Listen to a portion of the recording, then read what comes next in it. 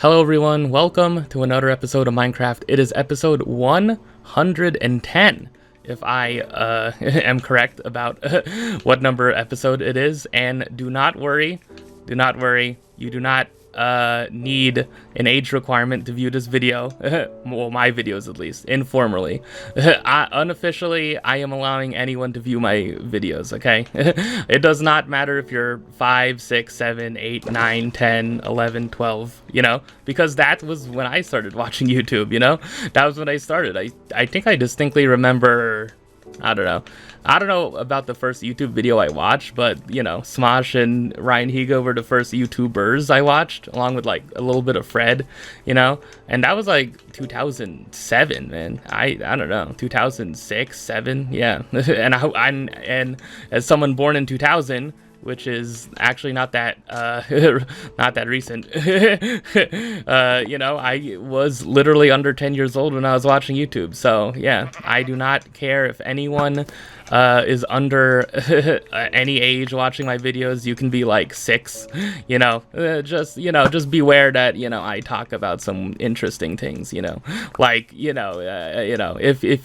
you might want to close your ears when I talk about things being thrown at WNBA games, but other than that, it'll be fine.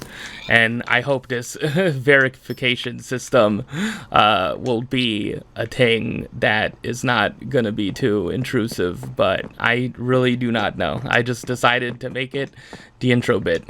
Not much of a bit. It's just me being like, yeah, I do not want to put an age limit. I'm not like, you must be this old to watch these videos. It's like, no, come on. Like, I don't know.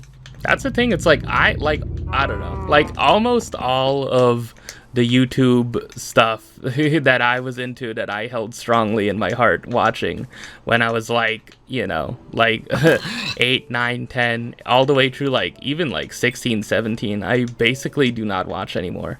Yeah, I go back to a channel or two nostalgically, but other than that, I do not like follow / keep up with, like, you know, those channels, you know, not even like Smosh, you know, which is like a whole like improv comedy channel now. Not even, you know, I don't know what the other channel's doing. I don't know, you know, there's like one channel that I keep up with somewhat obsessively, but, you know, it's just my comfort thing. Everyone has their like comfort show they rewatch. I have a channel that I continuously go back to. I think it can be pretty easy to guess what it is, but I don't need to state it here. Yeah, it really is just a sad thing that, like, I'm just watching the First Things First YouTube channel. Oh man, how is that? Yeah, that's like 3 hours. Yeah, because the frickin' FS1 nuked the daytime programming. The show that the facility, which was called Undisputed, was that Speak and then frickin' Breakfast Ball. Like, it's all the same exact cookie cutter show, man. I guess the decent thing is that First Things First is actually, like, you know, entertaining, but it's like, yeah, God, again, it's not around the horn or PTI, man. It's sad, but yeah, I don't know. I don't have a transition into the meat of this episode. What is gonna be the meat of the episode? Yeah, not NBA stuff. Yeah, because it's just the dead of the off season. Unless I want to talk about how horrible of a teammate Shaq was. The stories that are coming out about Shaquille O'Neal in terms of just, it's why? Like, why did he need to do that? There's a tweet I saw. Yeah, there's a tweet I saw where someone was saying, like, no, he was committing crimes. Like, you know, defecating and like stirring, you know, anything involving defecation, everything involving his own frickin' bowel movements on other teammates. Yeah, no, that should be frickin' a crime. You should not be able to do that and get away with it. It's like the fact that he was not even fined for doing any of it. It's like, yeah, and all these stories are just coming out now. It's God, this is just I don't know, man. I really, yeah, that's all I have to say about that. But yeah, I mean, is Al Horford signed to the Warriors yet? No. Is Jonathan Kuminga signed to a contract, or is he traded yet? No. Yeah, true. Yeah, but yeah, those are basically the two loose ends of the NBA offseason. So many people are just tuned into the NFL now, even though it's freaking preseason. Oh man, I mean, look, I am grateful because I watch First Things First segments on the NFL, and that look, it's we all have our vices, man. That's one of my vices. Okay, I'll admit it. Okay. Oh man, but yeah, that's basically it. Yeah, I also am aware that women play basketball. Oh man, here, yeah, I pulled up a little article, so I'm not completely out of the loop. Yeah, this is on Bleacher Report. I found this from Nikias Duncan's Twitter, and he posted. He writes for Bleacher Report, so yeah, this is an article by him. And the headline is Predicting the WNBA MVP, Rookie of the Year, and every other major award winner with 1 month left in the season. So yeah, I'll just breeze through here and just go through his picks, or what he thinks, the players he thinks are going to win these awards. So for MVP, preseason, he said Nafisa Collier, which probably can still happen, but I think Nafisa Collier had an injury, but yeah, so it's a little in doubt, because last episode I was she probably is gonna win the MVP, but the way A'ja Wilson is playing, yeah. Just brief aside, A'ja Wilson, the first WNBA player in history to put up 30 points and 20 rebounds in a game against the Connecticut Sun, and also side tangent off of that, the Connecticut Sun have been bought by the Celtics minority owner, right? Yeah, they've been bought by the Celtics minority owner, and then he basically is I'm gonna move. We want to move the team to Boston, which Connecticut to Boston is not that much of a difference in geographically. I mean, I think NBC Sports Boston, also that's how you watch Connecticut Sun games on a local network. So yeah, I guess but I don't know. I kind of would yeah, I don't know. I'm not too strongly about it either way, but on one hand, it would be cool to see Boston get a WNBA team. It's a way to do that, but I mean, I don't know. I don't know. I like the idea that, there is a WNBA team specifically for Connecticut, but I would assume a lot of people in the Northeast are also Celtics fans too. I mean, yeah, that's the thing, is that earlier, yeah, last season, I think, yeah, the Connecticut Sun held a game in TD Garden where the Celtics play, and they basically sold the arena out. Yeah, they pretty much did that. So I guess that shows that there actually is interest in Boston proper for a WNBA team. But I don't know. I would think if you are a WNBA fan and you live in the Boston area, I don't know, there's a good chance that you would be someone who would be interested in rooting for the Sun if you're just purely I root for teams that are close to me, But yeah. Yeah, A'ja Wilson put up a 30-point, 20-rebound game. Just more great things she's doing. But yeah, the contenders for MVP of the WNBA as of now, Nafisa Collier and Alyssa Thomas, who is almost averaging a triple-double. Yeah, she did that in her season where she came 2 points shy of winning the MVP. Yeah, that was the close one between her, A'ja, and Brianna Stewart. I was about to say Alyssa Stewart, but yeah. Yeah, the Sun have been doing really well. Yeah, the Storm started off the season okay, well, but yeah, recently they've been on a losing streak, so they're kind of, yeah, the Storm and the Sparks and the Mystics, the Valkyries are all in the same general area. So yeah, that's basically what's going on there.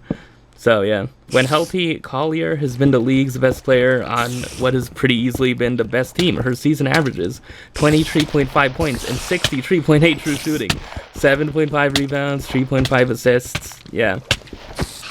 Alyssa Thomas is averaging 16.1 points, 8.7 rebounds, and 9 assists. And by the way, like, Alyssa Thomas is not a guard. Yeah, she's a big. Like, she's a center doing this. Like, she's averaging 9 assists per game as a center.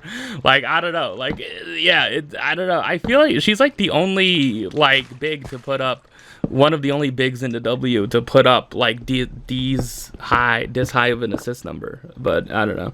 Maybe there has been before, but yeah, it is pretty unique to her. Yeah, Sabrina Ionescu could be a dark horse for it. Defensive Player of the Year. Asia Wilson was the preseason prediction for him, and then the contenders for Defensive Player of the Year. Elena Smith. Elena Smith from the Lynx, Alyssa Thomas from the Mercury, and Gabby Williams from the Seattle Storm. Yeah. I could just read like the associated words along with it, but yeah, Rookie of the Year, Paige Beckers, I mean, obviously. But, you know, Sonia Citron could also be in it. Yeah, there's also been a bunch of other really good rookies. Kiki Iriafen, the Sun have some good rookies. Monique Akoa, some like that's her name. Yeah, I forgot the rest of her name. But that's one of the players for Phoenix has been playing well, and I think she's a rookie. The 6th Woman of the Year. Marine Johan for the Liberty was his prediction, and the contender is Naz Hillman from the Atlanta Dream, which is also a team that's been playing well. This may be the award with the clearest winner. Hillman has been outstanding for the Dream this year, filtering for just her reserve games, averaging 8 points, 4.9 rebounds, and 2 assists. Oh, man. Anything else? Most improved player, Olivia Nelson-Ododa. Yeah. Also, I've been going on Basketball Reference as of recently. I think that's a new 2025 thing for me. And did you know that Olivia Nelson-Ododa and De'Erica Hamby are sisters-in-law? I think I'm gonna fact check that, but I think like they have like some sort of familial connection by marriage. So yeah, interesting thing about that. Also, yeah, that I talked in another previous episode about De'Erica Hamby. I listened to a podcast she did with Sue Bird, and like they briefly glossed over, you know, the part where like she filed a federal lawsuit against the Aces and Becky Hammon, and like that's still going on. Like you could tell like even though she spoke like about it for like, you know, just a minute, like she really like, yeah. She didn't mention Becky Hammon's name once when Sue Bird was talking about her time on the Aces, even though like she was there for the championship in 2022. She was there, but she didn't play because she was pregnant at that time. So yeah, man. Anything else here that's interesting? Coach of the Year. Tyler Marsh from the Sky was his prediction, and I would think it's Natalie Nakase. Yeah, Natalie Nakase, Carlos Smesko from the Dream, and Nate Tibbetts for the Phoenix Mercury. Anything else? Yeah, no, it's basically, yeah, so, you know, just basically, you know, me trying to find a way to talk about the WNBA, but, you know, what's it called? Exporting something. Outsourcing my information to someone else from someone else. Okay. Oh, man. Yeah, I'm only been going for like, what, 15 or so minutes? Yeah, less than that, probably. Oh man, is that all the basketball stuff I can talk about? I mean, yeah, I mean, should I talk about the things being thrown on the court, or that were thrown on the court that were green? It's like, I don't know. I have no idea the backstory of it or what it's supposed to freaking mean. You know, I don't know. I know that there was one that was thrown directly at Sophie Cunningham. Like, it's like, I don't know. I really don't know, man. I don't know. I'm not qualified. I mean, you know, but what if what was being thrown on the court was like notes that said pay the players or something like that. I thought of that. I don't know. Yeah, you know, yeah, maybe, yeah, choose one or the other, man. Yeah, don't throw those green things, man. We do not need dildo throwing in the WNBA, man. It's not a thing we need. But yeah, anyways, that's all I have to say about that. Anything else, man? I'm breezing through. No outline for this episode. I am just going off the frickin' dome, man. Anything else culture-wise, man? Yeah, anything in life, man. I do not want to check Twitter. I was reaching for my phone to check Twitter. No, do not do that, man. Man, anything that could be fun to talk about. Oh yeah. I guess this could tie into music, yeah, but yeah, it was almost pretty much a month ago now, but there's a new hip-hop album that I've been listening to, yeah, and I downloaded it because a bunch of people were hyping it up. Anthony Fantano, I think he gave it a 10, I think so, I think it's his latest 10, or if not, it's like a really high score, yeah, so there's this rap duo called Clips, or The Clips. They're from Virginia Beach, and it consists of Pusha T and Malice. I think Pusha T's the younger brother. Yeah, they're both brothers. And then, yeah, they popped on the scene in like, the early 2000s? Yeah, with their album Lord Willin', and they have a single off that album called Grindin', and it's really good. I downloaded that last year, and Grindin' was like one of the songs I was into. I might have mentioned it, but yeah, if I forgot to mention it, yeah, I was really into that song last year in my endless discovery of new to me music, you know. I think I've probably heard of it before, yeah. Like, yeah, Pharrell Williams / The Neptunes was like the producer of that album / their early albums. But yeah, I think they're involved with this new album too. Yeah, this new album is called Let God Sort 'Em Out, and it's really good. It's probably one of the best albums of the year. I do not need to listen to that many more. I don't know. I have not listened to albums from 2025, man. I don't know, in full. Yeah, I have not listened to albums in full from 2025. I've only listened to like a few tracks of each. There's been a lot of like artists with indie artists, like the music I'm into, who've dropped new albums this year. There's a new Biba Doobie album that dropped this year. There's a new Japanese Breakfast album that dropped this year. There's a new Bartees Strange album that dropped this year. There's a new Beach Bunny album that dropped this year. But yeah, I've only listened to like a few songs off of each of them, so I can't necessarily give my full opinions on that. But yeah.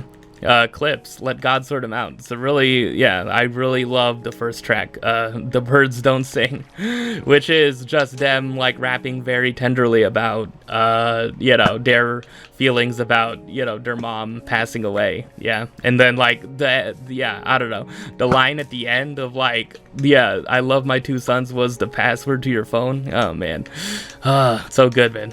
John Legend. Yeah, John Legend, Voices of Fire. Yeah, sings on that. It's really good, man. Yeah, I think that is probably one of the best songs to have come out this year. If I say so myself. The Subway isn't the new song. Yeah, and Ordinary, and I mean, look, man, I don't know. Maybe I could enjoy K-pop Demon Hunters, but like, I don't know. I might get to it. I might just watch it, man. Oh yeah, I'll be talking about something similar to that a bit later. Well, I could do that right next. But yeah, anything else to say on Clips? Yeah, just a really nice album. Really good freaking hip-hop. The beats are just freaking, oh man.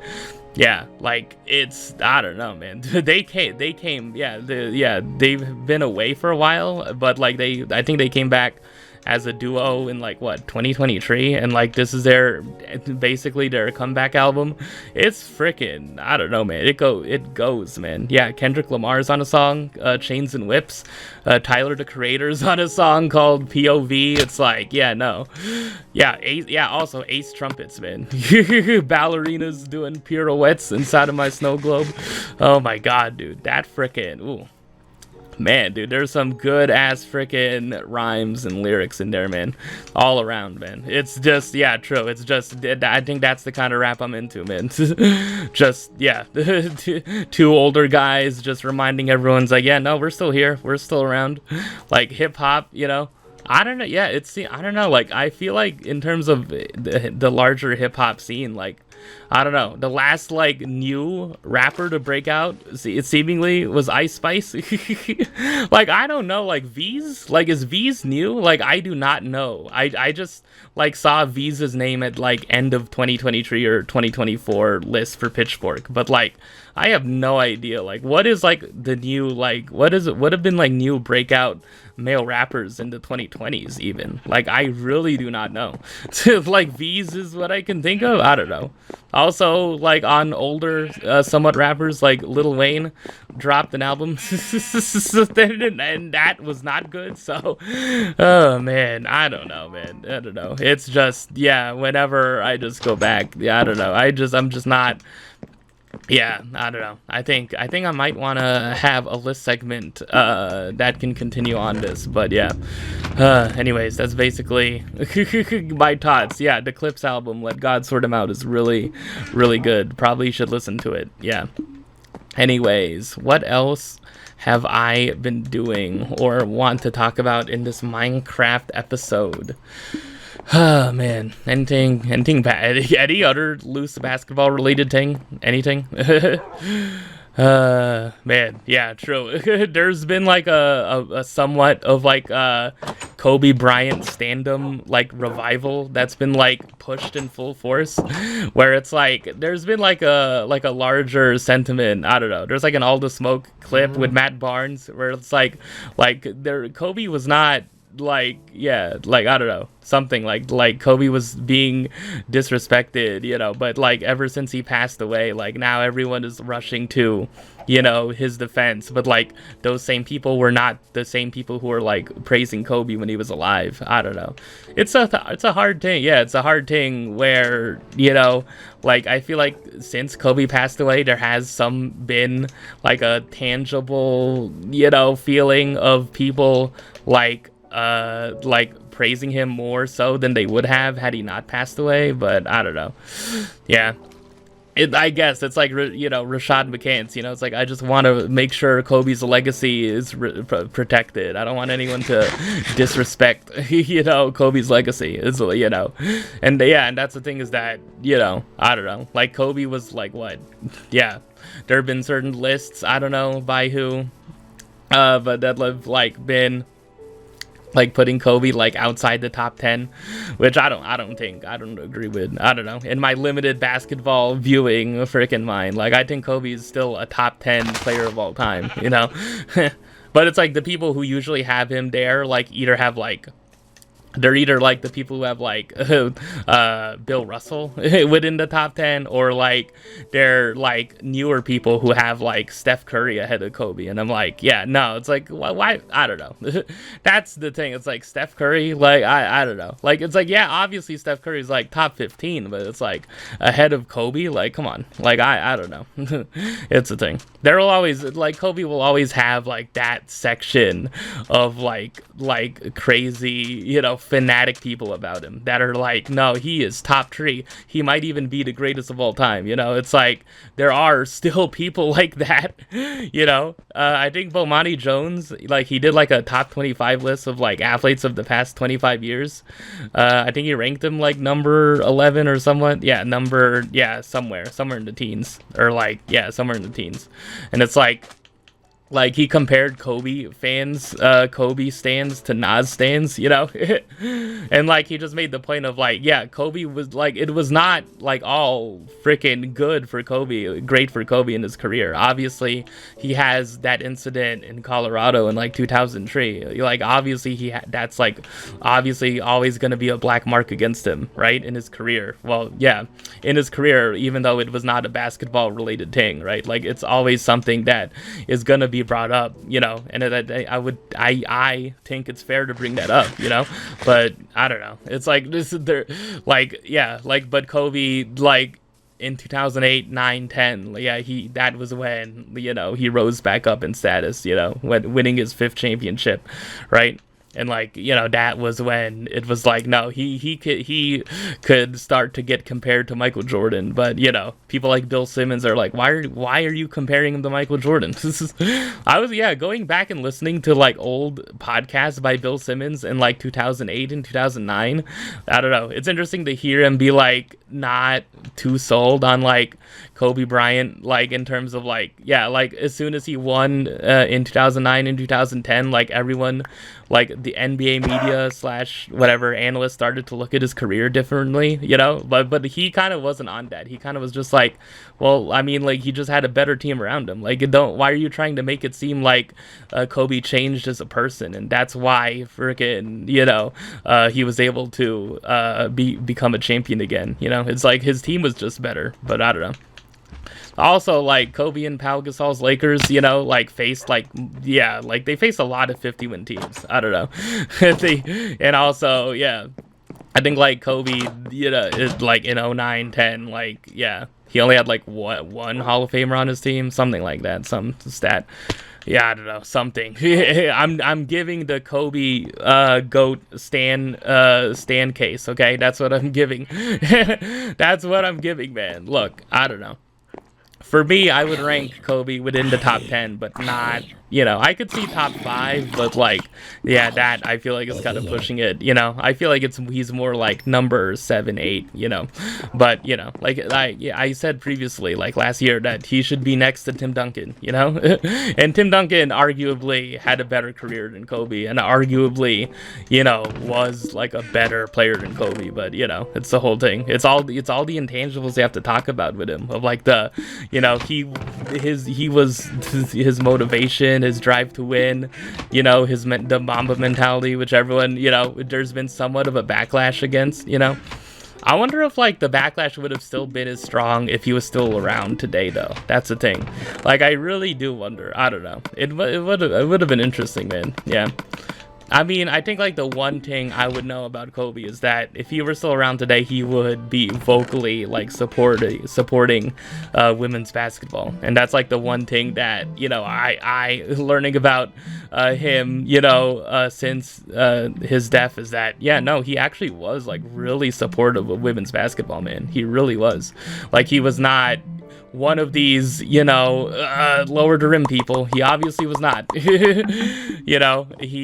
It's the whole thing. Like, he likes, the stories that like Sabrina Ionescu, Diana Taurasi like have about him, it's like he really was like seriously like he respected women hoopers.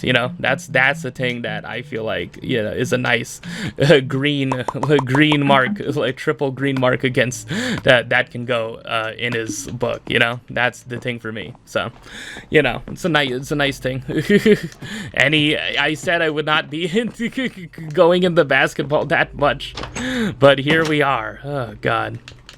Anyways, what else do I have to talk about in this episode? I watched a series on Netflix. I watched a live action series on Netflix. Well, finished it. I watched the first episode of this in like December of 2023. Oh man, and the show first came out in May of 2023. Okay, the series is called Exo Kitty, and I feel like I've talked about this before, but I just finished the series recently. I finished the first season. I don't know, I guess I thought it would be interesting to talk about just briefly, Oh man, did I explain what the whole premise was when I first talked about it like over a year ago? Oh man, the To All the Boys I've Loved Before series, that series, the book series that became a film series that I really enjoy, that I ranked like number 20 or so. Wait, that I ranked, let me see my list because I'm gonna have to go back to it. Oh man, books that I ranked number, why is it so hard to find? Why is it number 31. That I ranked number 31 on my favorite books of all time list for now. Before I turn 25, and exit that age category. Oh, God. Oh, man. Yeah, so Kitty is Lara Jean's sister. And then, like, some executives at Netflix or something decided, like, hey, what if there was a spin-off series that focused on Kitty? Like, a little aged up, Yeah, because the origin of the series started, like, in a scene that was exclusive to the films of To All the Boys. So in the third To All the Boys film, there's a scene that's not in the book where Lara Jean, Margot, and Kitty take a trip to Korea.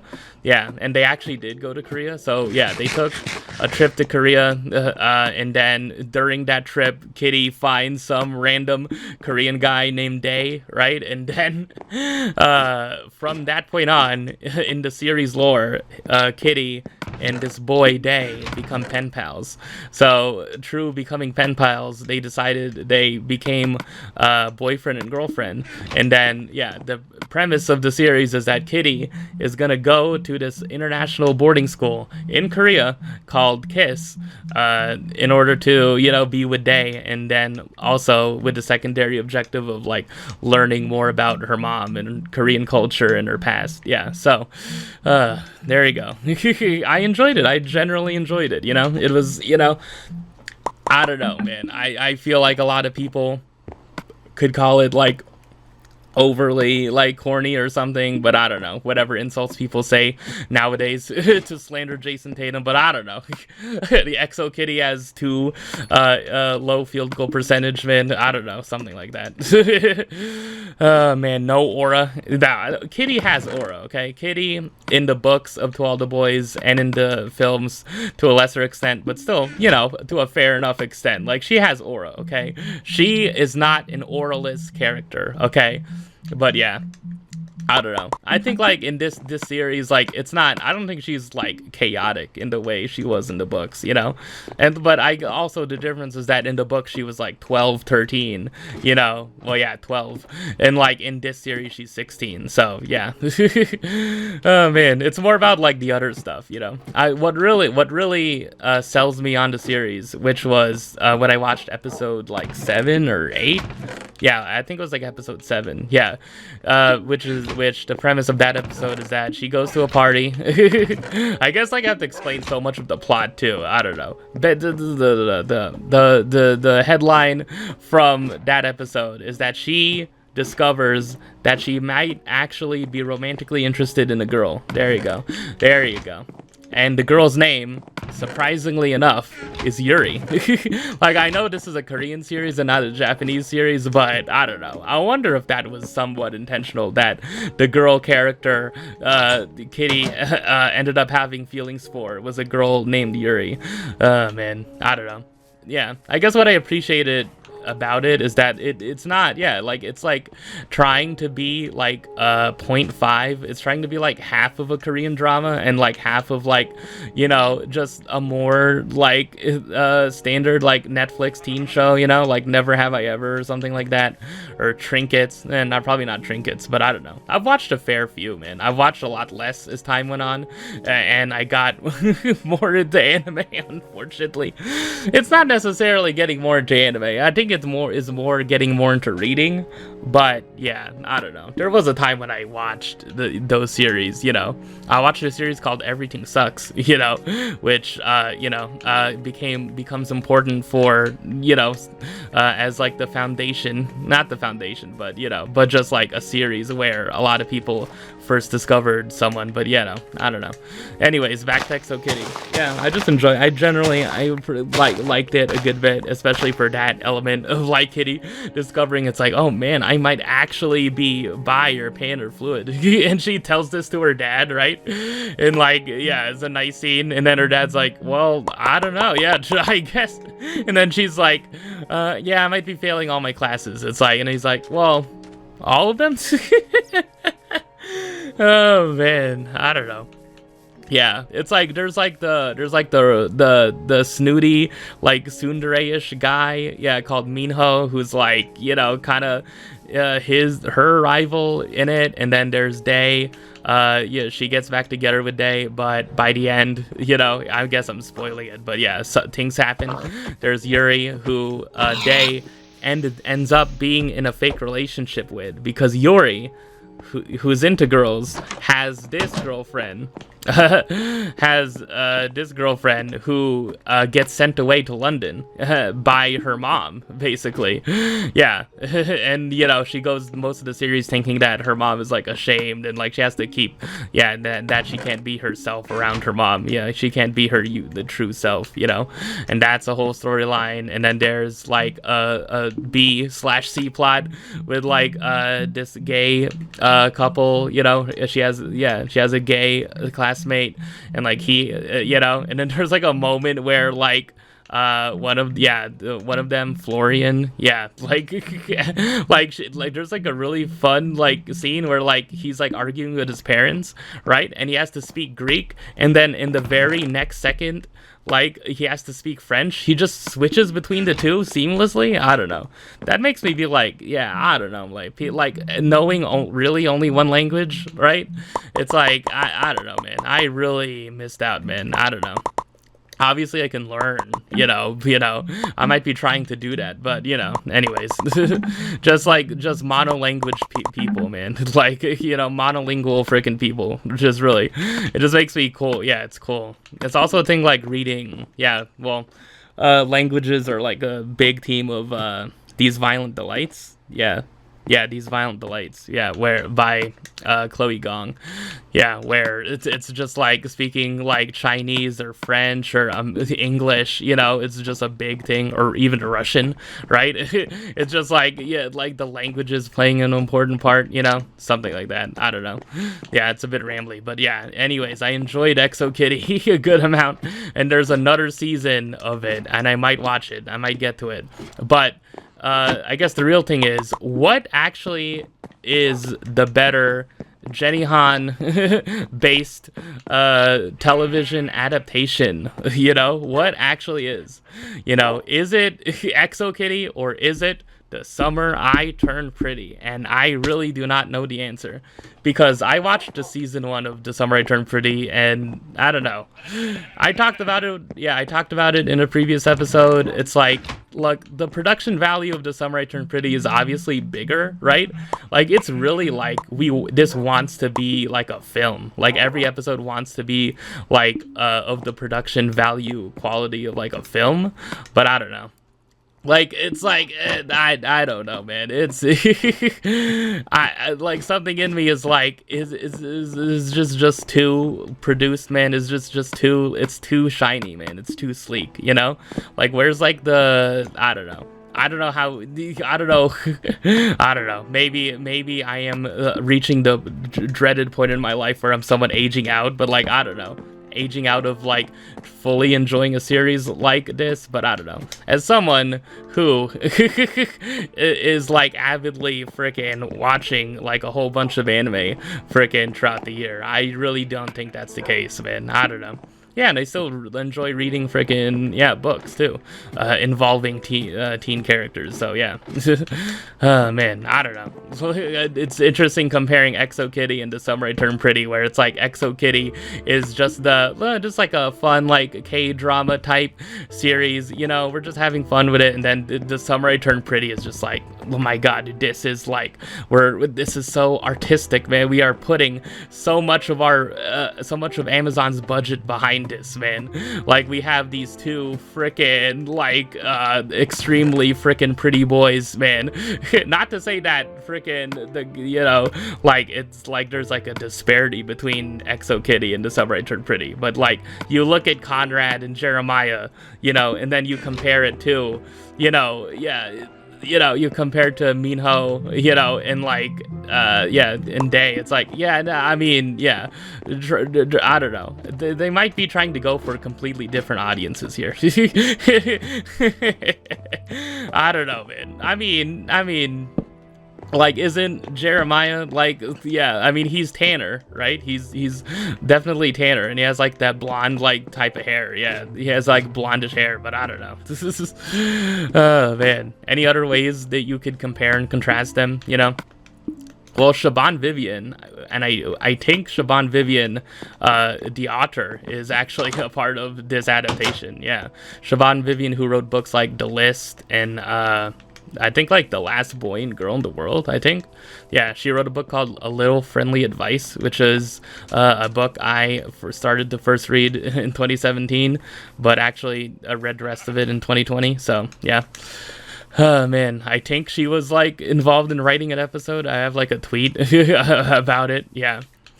Oh, man, but, like, I think, like, yeah, Jenny Han is, like, yeah, she might be, like, more directly involved with The Summer I Turned Pretty. I don't know. Like, I would assume, like, she was aware of both series, you know, but I think The Summer I Turned Pretty is the series where Jenny Han, like, posts, like, updates of, you know, it's like, this is me on the set of the series, you know. I don't know. I would like one of those, like, meme, not meme, but, like, you know, those, like, BuzzFeed-esque interviews where it's like more variety or whatever. But whatever, like, one of those interviews where it's like Anna Cathcart and Lola Tung sit across from each other and ask each other questions about acting, you know. Something like that. It's like, okay, so how does it feel being in your Jenny Han Jenny Han adaptation? It's like, well, how do you feel being part of something that was a spin-off created entirely that was created entirely off of just the strength of one character? I don't know. Oh, man. I also thought there was going to be, like, a single, like, Lana Condor cameo in Exo Kitty, but I don't know. Maybe they're saving that for the series finale. They're just saving that. It's like, look, over-under, man. Over-under, just one cameo. Over-under, just one. I mean, but Lana Condor's busy, too. Yeah. That should be it. It should be Lola Tung on one side, and then it should be Anna Cathcart on the other, right? They're sitting across from each other. And then in the center is Lana Condor. It's like they're just, you know, just three Asian women actors, you know, just cutting it up, just chatting about their various roles. I don't know. Yeah, it's like, selfishly, who do I want to, I mean, obviously, like, Lola Tung is freaking, I would think she's been the more successful of the two so far, you know, probably of the three so far, but I don't know. I don't know, yeah, it's, you know, I don't know, do I want, I don't know. Yeah, I mean, if there was, like, a Philippine actress out there, you know, that's been prominently in teen stuff, you know, there was the girl who played Lulu in True Jackson VP, I think. Yeah, but other than that, like, I don't know. Yeah, true, I guess. Like, I don't know who to... I obviously, the answer is to support all of them, but, like, and want success for all of them. But, like, that's not a fun freaking answer, you know? Like, it's more fun if you somewhat choose sides and you're just like, look, I kind of wish that, you know... And for me, I feel like it would be cool if Anna Cathcart gets, like a totally, like, big, like, film role. You know, I don't know. Even though I do not watch the movies, man, I don't know. I would hope. I don't know. I hope they're all successful. I hope they're all, like, Lana Condor and Lola Tung and Anna Cathcart. Look, I wish success for all of them, okay? Man. Because, like, the actor who plays, like, frickin' Conrad does not need to be wished success. Like, he's gonna find frickin' stuff, you know? I don't know. But, whatever. Yeah. I don't know. It's like, yeah, Drew, this isn't a freaking, like, Jacob Elordi situation, okay? Oh, man, it's like, you know, I know the kinds of stuff that, you know, is the trajectory for what they're probably going to be in for, like, the near future. But maybe it's like they're, like, in some A24 film. It's like, I don't know. Maybe. You never know, man. I don't know. Why am I talking about A2? Like, what? You think I have a Letterboxd, man? Like, I do not, man. I have a Goodreads and an Annie list. I think I have a freaking Letterboxd. Oh, man. That's what I don't get to, right? Yeah. Did I talk about the Criterion Closet? Yeah. One thing I don't get about the Criterion Closet, like, is it okay to pick? Yeah, I think I talked about this in a video, but I keep on floating this around in my head. Like, is it predetermined, like, which films they're gonna choose? Like, do they go into the closet completely blind and they're just like, oh, snap, it's Shrek, you know? It's like, I don't know. Like, the Criterion closet is, you know, Criterion films, right? But what if it was just a closet of films? You know, what if it was just like a closet of random ass Blu-rays? Like, what if it's just, I don't know. Like, I don't know. Like, for me, I don't know. Like I'm not gonna do a list segment on films, but yeah, I guess. Like, anyone wants to clip this out, some movies I've enjoyed that I really like, that I would call my favorites, you know, in no particular order. Yeah, Forrest Gump, The Social Network, I really enjoyed that. 8th Grade the Bo Burnham film, really enjoyed that. That was such a fun film, man. I really enjoyed that. Yeah, Superbad, really good. I don't even know, man. Yeah, 12 Angry Men. When I watched it twice, I remember watching it first in 8th grade. Yeah, I don't know. It's like, yeah, that's basically it. Yeah, and then Liz and the Blue Bird. Yeah, which is like my probably, yeah, to this day, my favorite anime film of all time. But I don't know. It's like, how crazy can you get with Criterion closet picks is the question, you know? Like, how lowbrow can you get, you know? Like, or is that the point, you know? I guess that's more for like the letterbox. It's like, here are my 4 favorite films, man. You know, it's yeah, true. And then everyone is like judgy of freaking people's like film taste, you know? It's like, I don't know, man. I don't know. It's a whole thing, man. It's a whole thing. Like, films, I'm just like, come on, man. I don't know. Again, to me, films are not the ideal way to tell a story, man. I don't think there's much that film can do to overtake prose in my mind, you know? Like, prose is like the way to frickin' prose, you know, ever since I was 16, 17 years old. It's, you know, the ideal way, the ideal form for storytelling for me, you know? It just has like the most for me. Yeah, like, that's the thing. It's like, can you do like a visual representation in terms of like a live action version of like a Sandra Cisneros short story, like One Holy Night or Never Marry a Mexican or Woman Hollering Creek? Yeah, maybe. You know, I also heard that there's like a stage adaptation of The House on Mango Street, you know, and like, yeah, that could work. But it's like, I don't know. It's like, to me, it's like, those are like, that's prose, man. That's freaking prose. You know, I don't know. It's, again, me being somewhat pretentious, but yeah, I don't know. I mean, if people are pretentious about film, like, this is what I'm somewhat pretentious about, you know? I fully admit, you know, it is a little weird of a hill to die on, but I don't know. It's like, I don't know. I think that's one thing prose has over, like, film, is, like, the short story collection, you know? Like, you can make a film based off of a short story, sure. Yeah, there have been some good ones, you know? The Most Dangerous Game, maybe, but it's like, I don't know. It's like, I like the idea of, you know, just stories that are stories, you know? Again, like Catcher in the Rye, I love the idea that is just purely prose, and that's it, you know? It's a book, you know? It's a book. It's not anything else. It's not a play. It's not a video game. It's not a novel. Or no, yeah, it is a novel. It's not a visual novel. It's not a TV show. It's not a film. It's not a Netflix, Amazon freaking series. It's a book. That's what the Catcher in the Rye is. It's a book, you know, and I really like that. You know, it's not an album. It's a book, you know? I don't know. Yeah, I don't know. I don't know. And the idea of, like, you know, short stories too. Like, I don't know. I feel like those are just better represented through prose, you know? Like Ernest Hemingway short stories or something like that, you know? Like, those are, like, represented through prose, you know, to me.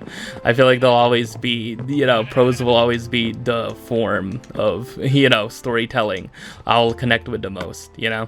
But that obviously does not mean that, like, I don't like freaking film or television. Obviously, I love Better Call Saul and Breaking Bad. I love, you know, Avatar: The Last Airbender, you know? There's a lot of anime I love. I named like 40 of them. I love Friday Night Lights. Yeah, I've been meaning to, like, rewatch that at some point. Maybe I will. Yeah, I'm, like, putting it out there. Maybe at some point, and I might talk about it. But yeah, like, I don't know. It's like, to me, it'll always be, I don't know. I think, like, from I think it was like confirmed for me, like 18 onwards, that the way I connect most to like a story is true prose rather than through a film, or rather than through a TV show, no matter how like well made or how well produced, or the acting. That's also another thing, is that I'm not an acting person. I don't know, I'm not like I'm not, yeah, like I also, I don't know, maybe there could be a day where I write a screenplay or do something like that, or like decide like maybe I want to make a short film, but like I don't know, I could see like some of my short stories that I've written as like short films, but I don't know. It's like I'm not someone who will value like acting over storytelling. I'm not someone who will value like cinematography over storytelling. Like, even though like those are tools to drive storytelling, even though those are tools to enhance storytelling, it's like I don't know. I talked about this with Turtles All the Way Down, right? The film adaptation of it. It's like the thing it misses is just the immediacy of the prose, the immediacy of like the words like hitting you, like Oz's words like hitting you when like it does these tricks, like you really get into her head in the novel, where you don't nearly as much get into her head in the film. So yeah, I guess I've ranted about that long enough. Oh man, anything else? Yeah, I've been making good time. Yeah, I think I might talk about like one more thing and then get to my list segment. So yeah, anyways, I guess I'll just cut the video right about now and get to that. Okay, something else I wanted to get to before the list segment. I'm going to do maybe a little bit of a Twitter segment, I don't know. But yeah, I have watched anime recently. I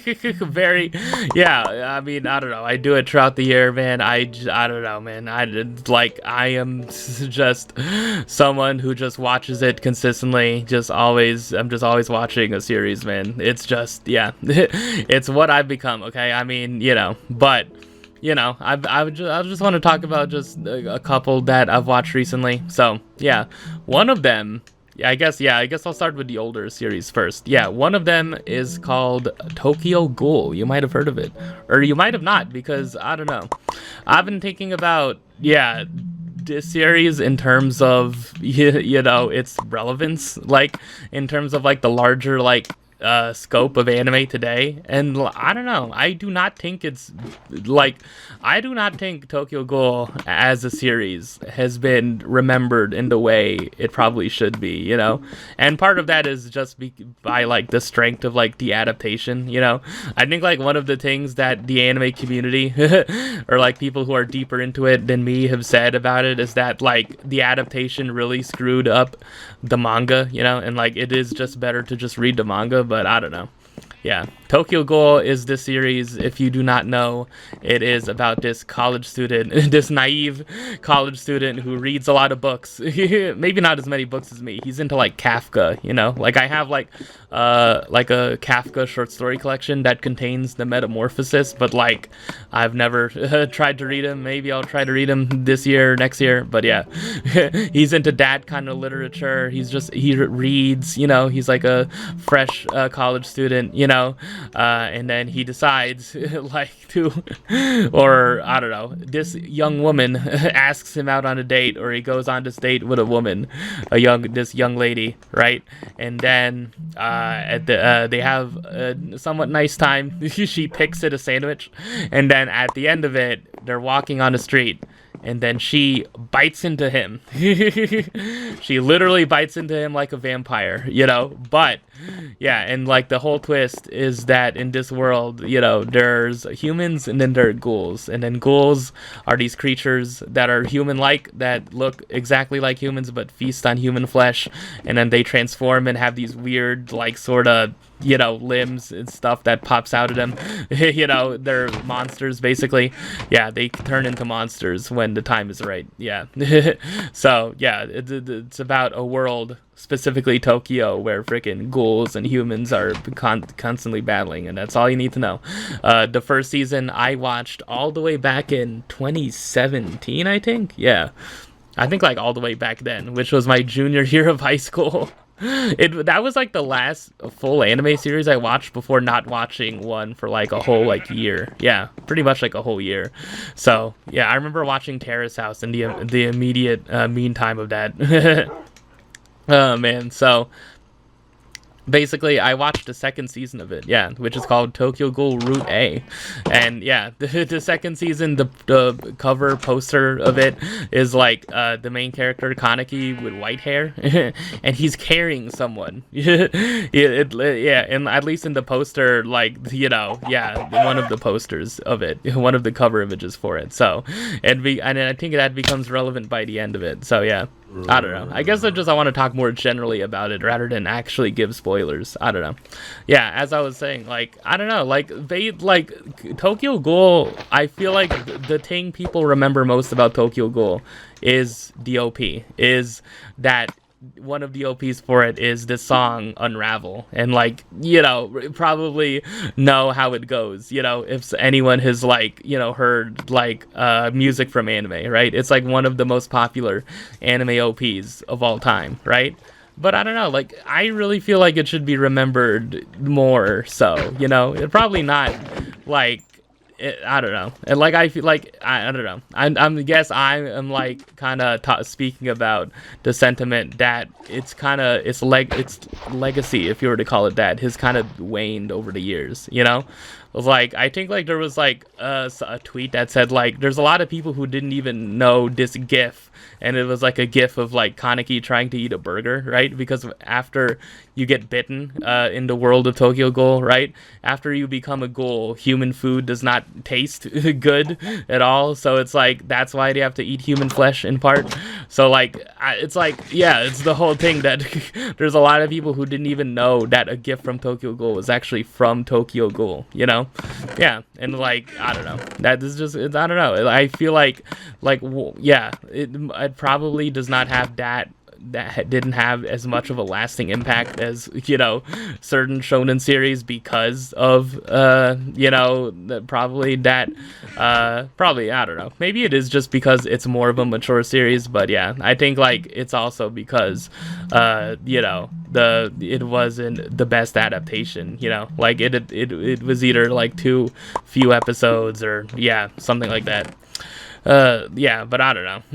I guess I'm just trying to make the case that I watched Route A, which is the second season, and I don't know, I really just like the atmosphere of it. Just the overall atmosphere of Tokyo Ghoul, the first season in Route A, and its music, like just the background music, like some of the background songs have lyrics in them. There's one called Glassy Sky, which is really freaking good.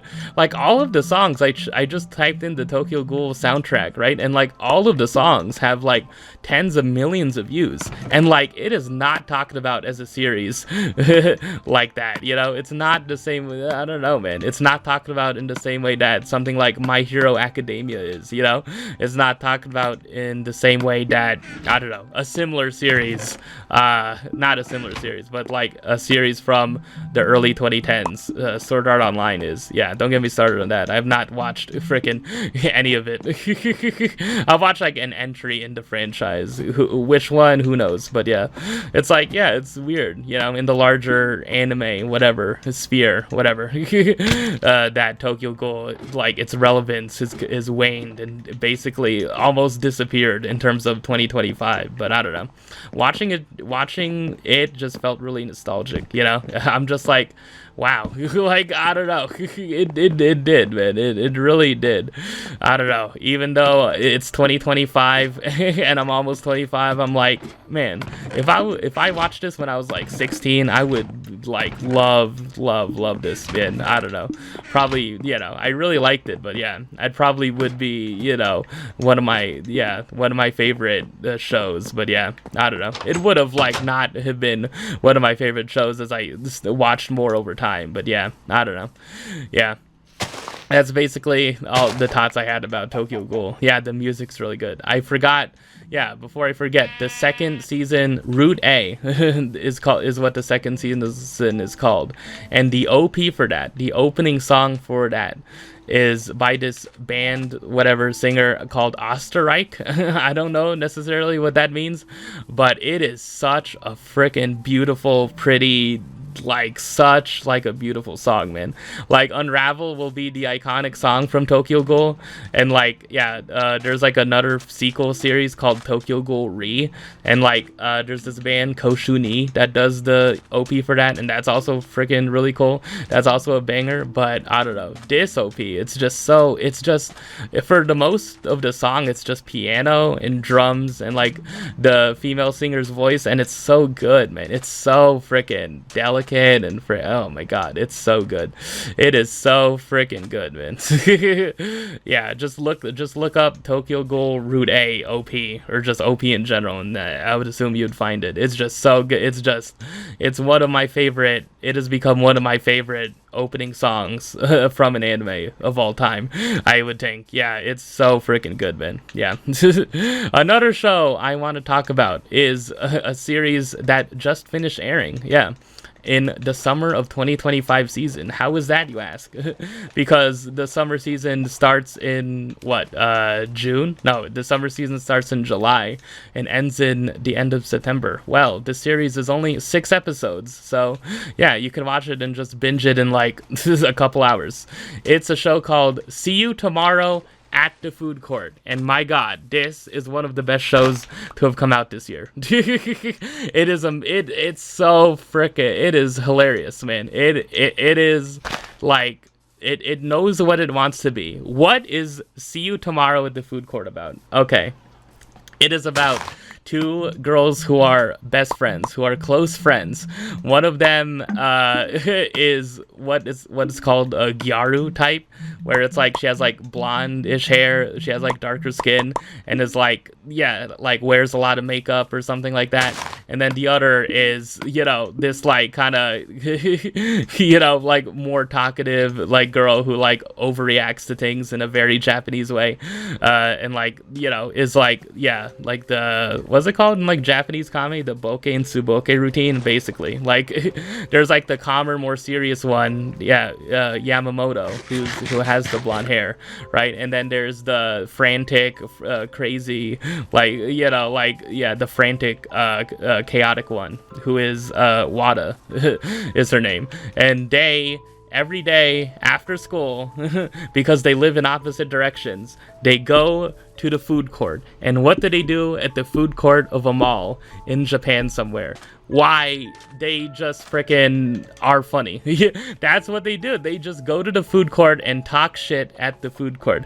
They're like, Wada just brings up something funny, and then freaking Yamamoto reacts in like a really funny way, and just stuff it's just like they just have these extremely fun, like smart, like witty conversations at a food court. It's like I don't know, it's so simple, man. It's just 2 characters, a great dynamic between those 2 characters. The setting is a food court. There's literally KFC, not branded, not changed. There's literally Baskin and Robbins in it, not changed, not a parody brand. It's like literally, it's like they just they're just eating food, just chatting at the food court, and they have these great freaking conversations, and the jokes are great, the humor is just great. It's such a freaking fun series, and it's one of the best series of the year. And it's only 6 episodes, which is unfortunate, but on the other hand, I guess it also could have been like 12 episodes, but 12 minutes each. But yeah, I don't know. It's so good, man. See You Tomorrow at the Food Court. It's gonna appear on the best shows I've watched in 2025, so prepare. I guess. It's so good, man. See You Tomorrow at the Food Court. Oh god, it's so good. Oh man, anyways. Oh man, is that enough? Yeah, I think I probably should get to my list segment. Yeah, I'm probably gonna need a bit of time. Oh man, okay. Yeah, that's the anime I'm watching. I talked about enough, right? Anything culturally freaking relevant that I want to talk about? Man, let me just briefly go to my app. Twitter, formerly Twitter. That's what it says on the App Store. What's going on? Yeah, there's like a Simpsons bit account, man. Michael Porter has a quote where he says his vice is women. Oh man, I am scrolling just for the Twitter segment, man. Oh, man. Yeah, this was an NFL tweet. Odell only being good because of one catch is the most decorated blatant lie, maybe, in sports history. Man. Anything? Yeah. The Angels complete a historic sweep over the Dodgers. Oh yeah, new Taylor Swift album. It's called The Life of a Showgirl. And she has a song with Sabrina Carpenter. Man. One of the tracks, man. I'm not going to say it, but it's like, it's in all caps and it's as exclamation points. Man. Something. Yeah. Pablo Torre to someone tweeted, we need Pablo Torre of the podcast. Pablo Torre finds out to find the Epstein list. Whispers, tomorrow's Pablo Torre finds out. Yeah, this tweet is by Pablo, by the way. Tomorrow's podcast was inspired in part by the many tweets I've received that basically say this. Oh man. Ending. There's a tweet about Survivor 50, man. Yeah. Andrew Nemhard pulling the chair on drives. Man. Is there anything? Yeah. People are, yeah, I'm back to like, there's like a quote, tweet, post about King of the Hill, about Luann's funniest moments. Okay. Man. The top 10 shot blockers in NBA. Adem Bona from the Sixers is on it. Jay Huff is on it. Okay. He's on the Lakers? Yeah. Or no, is that? Oh no, it's the Pacers. Robert Williams III. Oh man. Oh man. All right, I guess. Let me just get to my list segment, man. Let me get to my list segment. I'm already feeling my voice start to go. Yeah, I don't know. I think it's like my jaw's somewhat hurting, man. You mind? Let me just drink the last of my LaCroix here. All right, am I ready to do a list segment? Okay. Oh, man. Yeah, this is not my favorite Dari episodes. This is not books. This is not anime. This is something entirely new. This is my favorite albums of all time. Okay. I might as well do it since I am fairly into music. You know, I'm fairly, someone who listens to music and someone who, got more into music.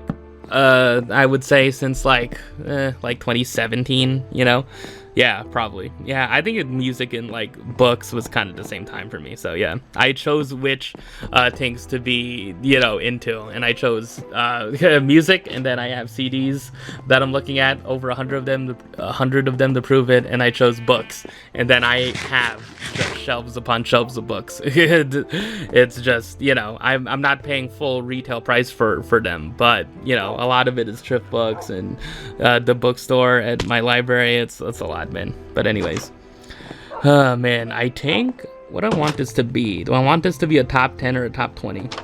Yeah, I think for now it'll be a top 10. Yeah. Okay, I'm gonna try to give like a brief, I'm not gonna do the same thing with books where it's like, I just assume that people know why I love something. But yeah, I'm gonna go reveal this list not in like 10 through 1, so I'm gonna do it 1 through 10. Yeah, because I don't know, I just feel like it's more fun that way. Anyways. Alright, am I ready to start this list? Okay, my favorite albums of all time before I turn 25, as of right now, August of 2025, man. Oh, man, how is it already 8 months into the year, man? Oh, God. Anyways. Number 1 on my list. Silent Alarm by Block Party. This is an album that came out in 2005. Block Party are a British indie rock band from London, England. They're from South London specifically. They consist of the lead singer, Kelly Okereke, I think. Yeah. He's the lead singer, guitarist, and then he formed the band in, 1999, I think, from the Wikipedia page, with this guy, Russell Lissack. Russell was interviewed on the 22 Grand Pod, just search up 22 Grand Pod on YouTube, and then, you'll find it in, one of the videos. Yeah, it's, almost 2 hours, so it's pretty, yeah, he's a guitarist. He's, a really good freaking guitarist, too, and then their bassist for the longest time was Gordon. Yeah, and then their drummer was for the longest time was Matt Tong. Yeah, I guess until like 2012. So, yeah, that was the original lineup, and I think Louise, they have a woman as their drummer now. So, yeah. So, anyways, this is an album. It's an indie rock album. It's from the mid 2000s. Some of my favorite songs off of it, literally all of them.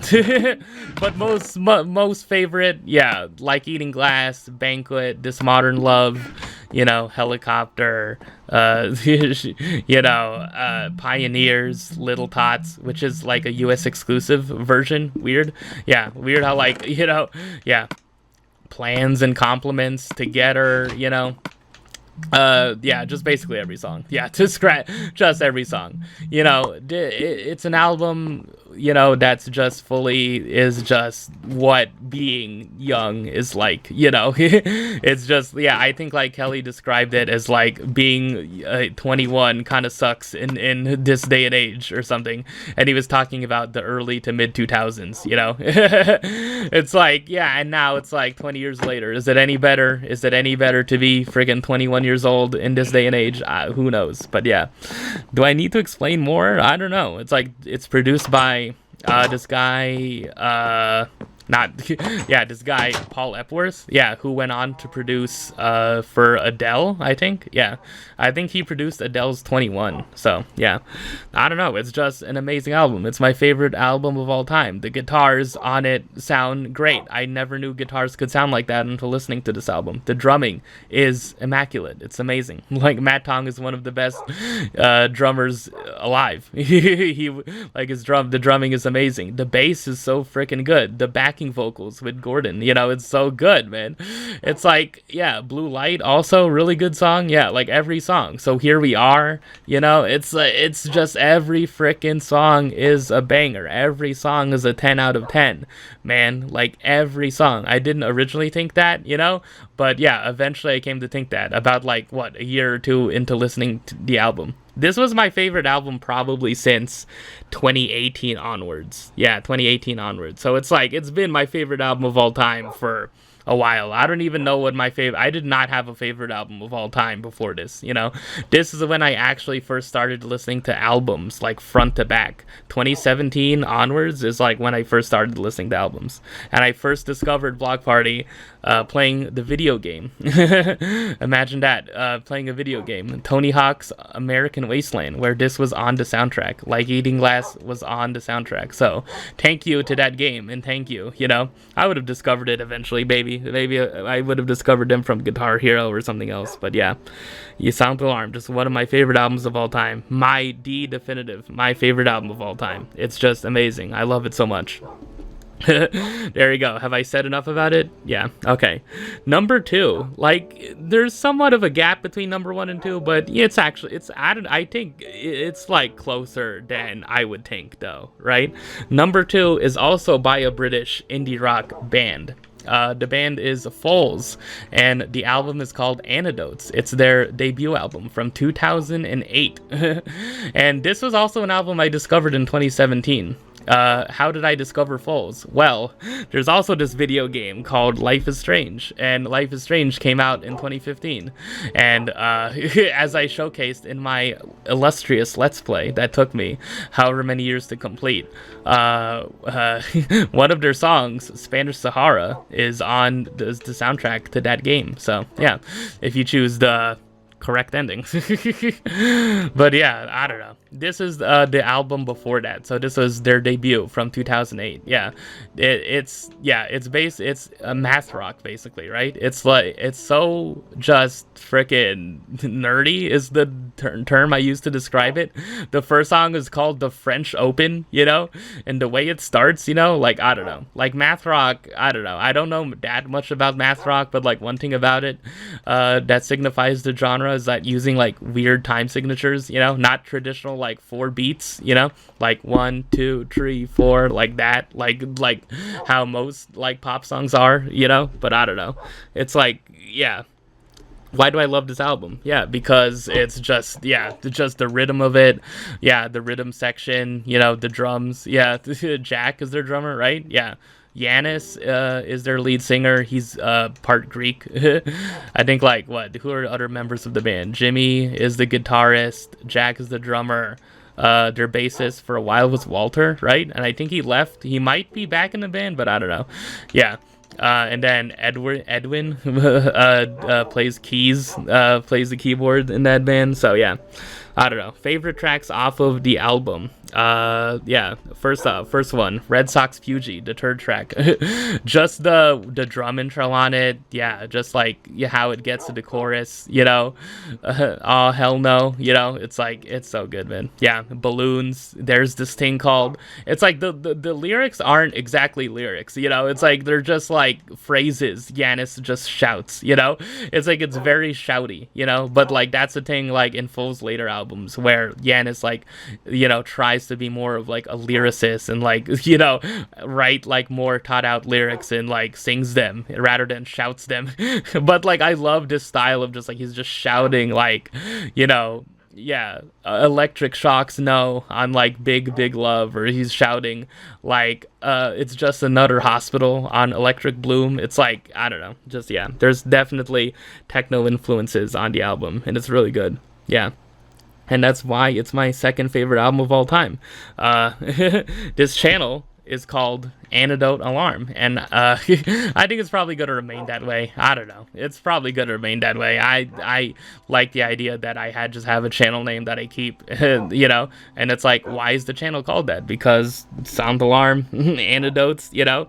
I made a whole freaking logo for it, you know. I took the album cover for Antidotes, put the Philippine flag like behind it somewhat, right? Rotated it, put it, and then put it as the background, and then put an alarm clock over the person's face. It's a cool album cover too. Antidotes is, yeah.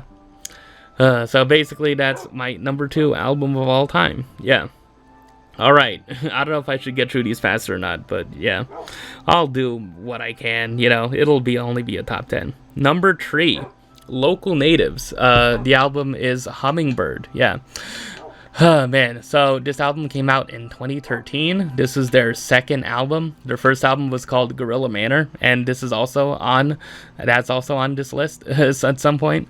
And yeah, heads up for this list. Like I am not doing the thing I did with books where it's like only one per author. I'm doing a thing where it's like I can have multiple albums per artist, but usually it's only like 2, you know? Like usually I have like one album, I have like, here's my favorite album, and then like my second favorite album is like way further down. So yeah, there's gonna be repeats of artists on this list, but yeah, I don't know. I guess just thought it was a nice change. So what do I love about Hummingbird? Yeah, just the mood of it. Yeah, the mood of it. Again, they also have another song on the Life is Strange soundtrack. The song Mount Washington, yeah, which was really good. Yeah, probably one of my favorite songs from the album, but yeah, a lot of the songs I just came to like love later on. Yeah. The song Breakers, yeah, is really good. The song Heavy Feet, I think, is probably my favorite song by Local Natives in general, right? And what on my like list of favorite songs of all time. I just love, you know, just the mood and tone of that song a lot, you know. Yeah, it's much more moodier than their first album, because I think like the story of this album is that it came like after like there were some changes in like the band members' lives, you know, like one of the band members' mothers passed away, right? And there's a song called Columbia, which basically is just them like basically like speaking to their mother, you know, or just like, yeah, like he's just questioning to himself, am I loving enough? The lyric of the song, one of the lyrics in the song, yeah. It just shouts his mother out. So yeah, that's cool. Yeah, just really like the last song, Bowery. Yeah, Bowery, you know, great closing track. The breakdown in the middle of it's really freaking good, you know. Yeah, just, yeah, Woolly Mammoth, yeah, Black Balloons, yeah, really, just really moody, just really, like, it's like, it's not, like, as, like, generally, like, like, adventurous as Gorilla Manor, Leo, in spirit, in terms of, like, this is how fun being, like, in your early 20s is, like, that's kind of the vibe of that album, but this album is more just, like, like it's like some stuff has happened in our lives, man. You know, just some stuff has happened. Like we've kind of grown and changed. Yeah, that's basically why I love the album. So yeah, it's number 3. All right, number 4. Paramore, their second album, Riot. Yeah. So why do I love this album? It is the encapsulation of what a pop punk album should be. This is, you know, I think other people would say like Blink-182, maybe like Dookie by Green Day, which is also, you know, a pretty good album. But yeah, like this probably is my favorite pop punk album of all time. And I guess like yeah, like you could label it as emo or whatever, but like I don't know, just emo pop punk are two different things, but a lot of people view them as the same thing. But yeah, I don't know. Yeah, this probably is my favorite pop punk album of all time. You know, it's just everything pop punk should be, you know, music wise, you know, just like lyric wise, like Hayley Williams is, you know, one of the best like female singers of all time, probably. Like not hyperbolizing it, but yeah, pretty much. If not all time, at least of the 21st century, right? It's like, you know, it's her, Karen O, you know, Lady Gaga maybe. But yeah, it's like in terms of like rock front women, yeah, like she's like, you know, like on the A-list, you know? Yeah. Basically, what are my favorite songs off of it? Misery Business, because it's been reclaimed in their set. Oh man, it's like I don't know. Look, man, yeah, look. If Hayley is it likes, you know, but Hayley was kind of like pressured into not singing it though, right? Yeah, it was like. You know, I don't know. It was just like the backlash of people, some people being like, the song is a bit misogynistic, but it's like, dude, that was the time back then, man. That was the era. like there are much worse songs, man. It's just like, I'm sure it's like, you're just a whore, you're nothing more. It's like, come on, man. It's like, really, you're gonna stop playing a song because of that? Really? It's like, yeah, I don't know. I think Hayley Williams probably was like, yeah, I didn't like how I felt pressured to stop playing the song. But yeah, now it's back. You know, they play it again, and like they invite a fan to do the freaking bridge, you know, and like maybe there's someone who forgets how to do it. It's so, yeah, I watched his Wildest Dreams Come True, not one of them involving you. It's like, yeah, other songs I really like. For a Pessimist, I'm pretty optimistic. When It Rains, I really like that song. Hallelujah, I think it's like one of the weaker tracks, but it's still like really good. It's so good.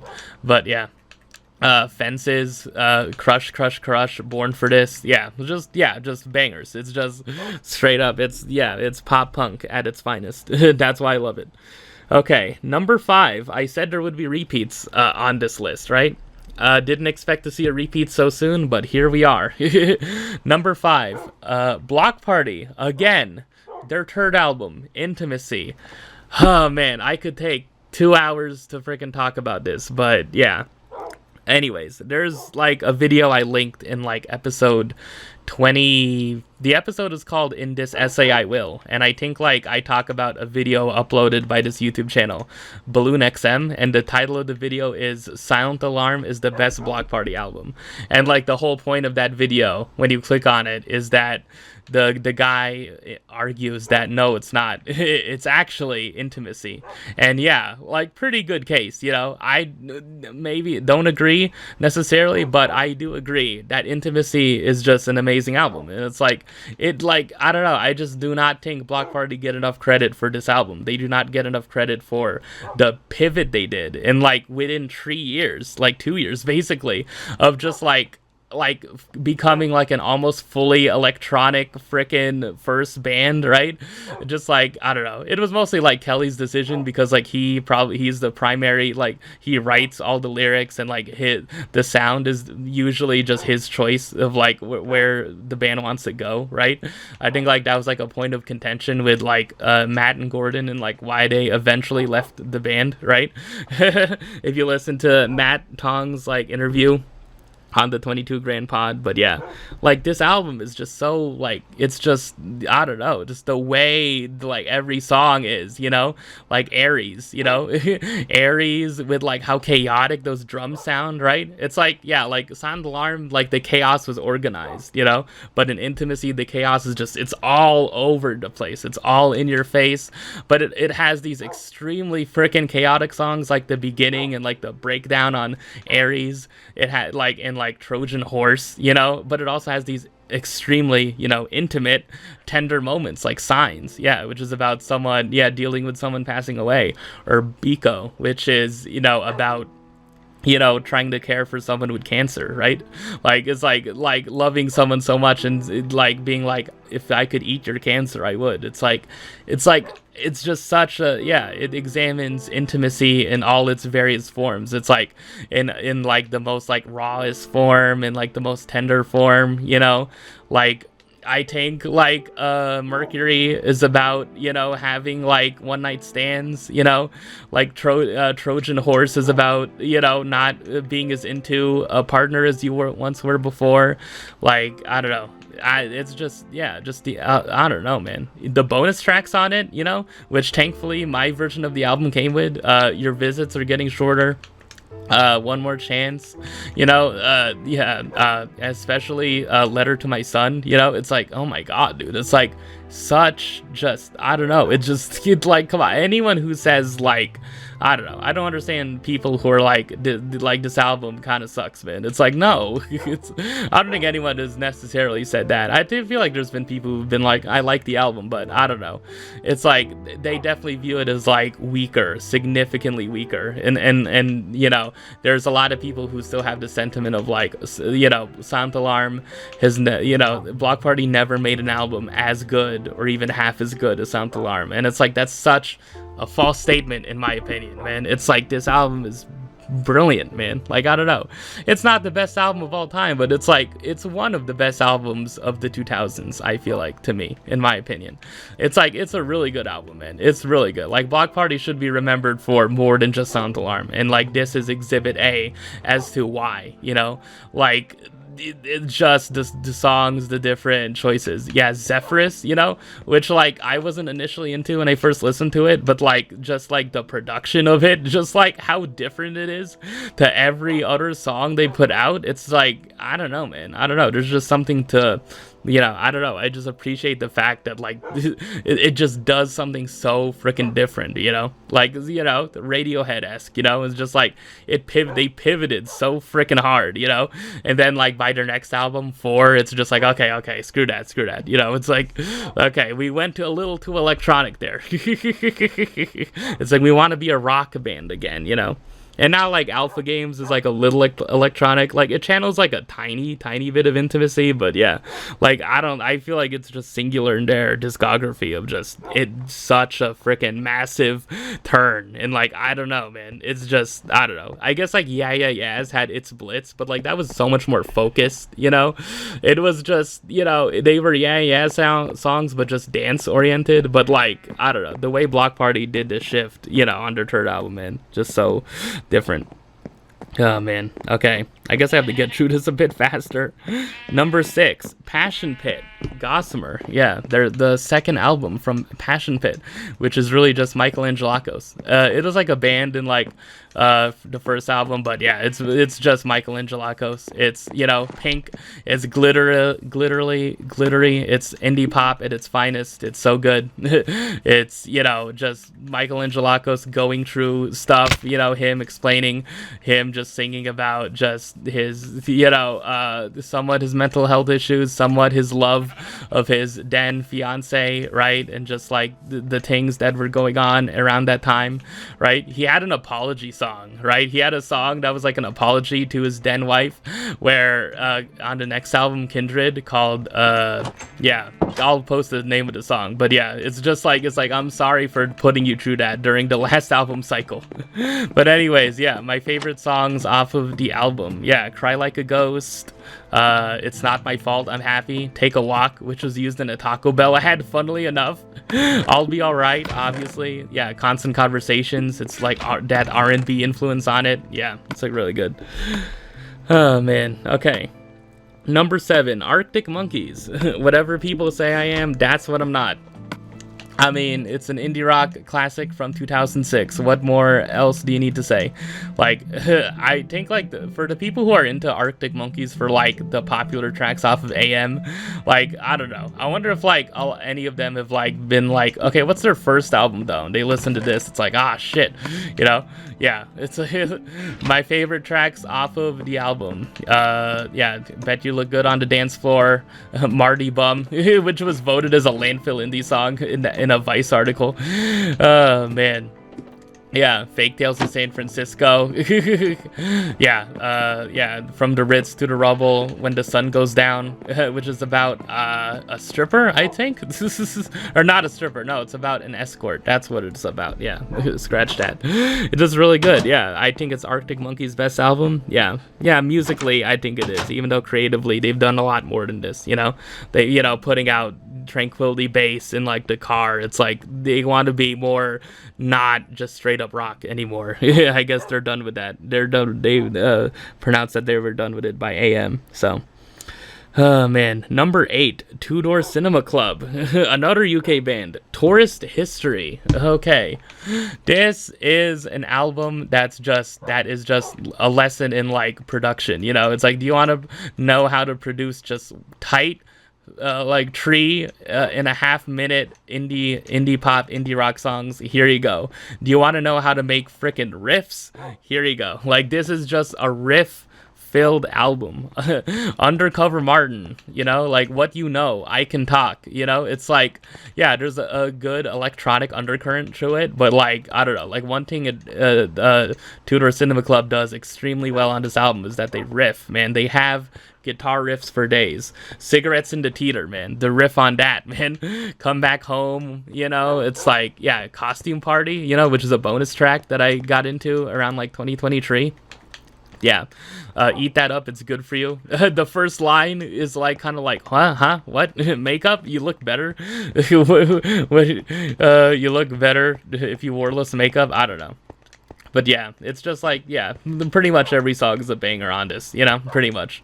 Yeah, I mean, Do You Want It All? Less so, but yeah, you know, even like Something Good Can Work, you know, I grew to really enjoy. So yeah, basically, it's from 2010, it's a classic, yeah, basically.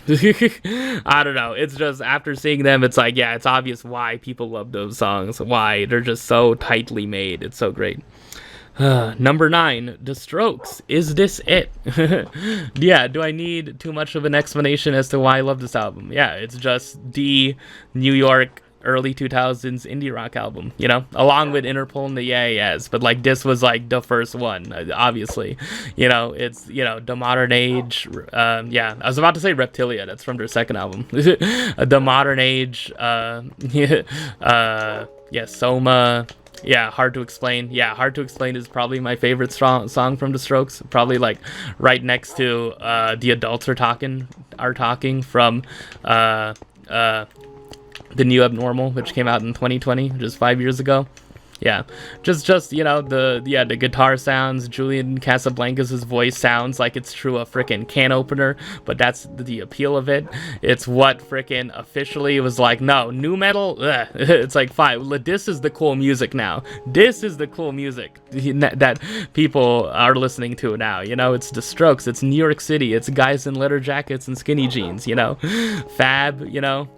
I think like Fab dated Drew Barrymore for a time. I don't know. I think I learned that from the book Meet Me in the Bathroom. Yeah, the Strokes are cool, man. They were the epitome of being a cool band. Whether, you know, some people are more into them than others, but I'm like on the side of like, no, the Strokes were legitly like great. You know, this album is a great album, and like the original album cover being like a black glove on like a bear rear end. It's like, okay.